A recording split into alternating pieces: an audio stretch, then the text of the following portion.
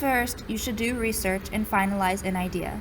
Next, you should analyze your idea and solve for unknown variables by setting an acceleration equal to plus or minus g. Find a method that works for you. Most people set up equations and used MATLAB to guess and check for their unknown variables. Then you should calibrate your accelerometer, build your device, and then troubleshoot. For our original design, we were inspired by the reciprocating rack and pinion system, which uses 1/2 gear to translate rotational motion into linear motion. The accelerometer is fixed on a small box, which is attached to the motor and connected to the 1/2 gear, which is rotating clockwise at a constant rotational speed omega. As the 1/2 gear engages with either the top or bottom rack, it linearly displaces along a long slot and stops that motion when it can't engage with any teeth anymore. However, it continues to spin freely for a certain angle d theta until it engages with the opposite rack. We chose d theta to be pi/6 radians. During that time dt, the linear velocity v of the accelerometer drops to 0. We therefore use the relationship a equals delta v over delta t, or simply a equals v over delta t. If we know the RPM of the motor, we can find the rotational speed omega in radians per second.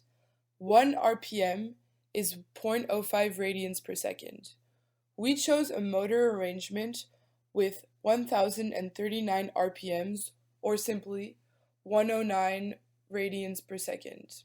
Since we chose our d theta to be pi/6 radians, we could solve for the time it would take to travel that certain angle, which gave us dt equals 0.0048 seconds. We then solved for v, which gave us v equals accelerations times delta t, or simply g times 0.0048, or simply v equals 0.047 meters per second. Then we know that v is equal to omega times the radius, or simply radius equals v over omega. And solving for r gave us r equals 0.09 meters. As you can probably guess, our design did not work for multiple reasons. Firstly, our gears were too big and heavy for the system not to be janky. Secondly, as you can see, the gear racks on each side are offset by a certain distance to allow the transition from top to bottom to work properly. We had trouble figuring out what the offset should be between the top and bottom gear racks.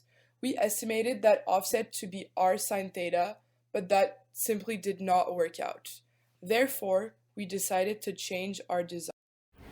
Since our double gear system was too heavy for the motor to turn and the RPM was too high to generate a fluid motion, we decided to make several changes.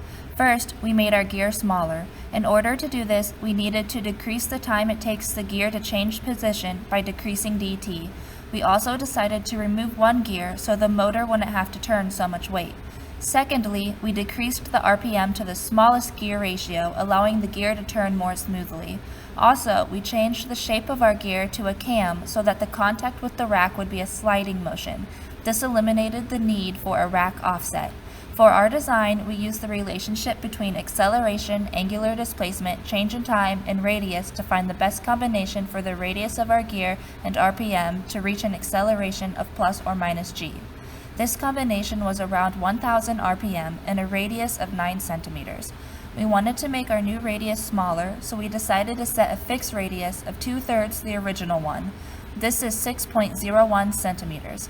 Since r is proportional to dt, we guessed our new dt to be 2/3 of the original one, which is 0.01 seconds. Now, using the smallest gear ratio, which produces around 330 RPM, we guessed our new d theta to be around 22.4 degrees. Knowing this information, we built a new gear with a radius of 6.01 centimeters and made the angle through which it is displaced equal to 22.4 degrees. After this, we built our device and tested dt experimentally. dt was around 0.01 seconds, so we did not have to alter our design.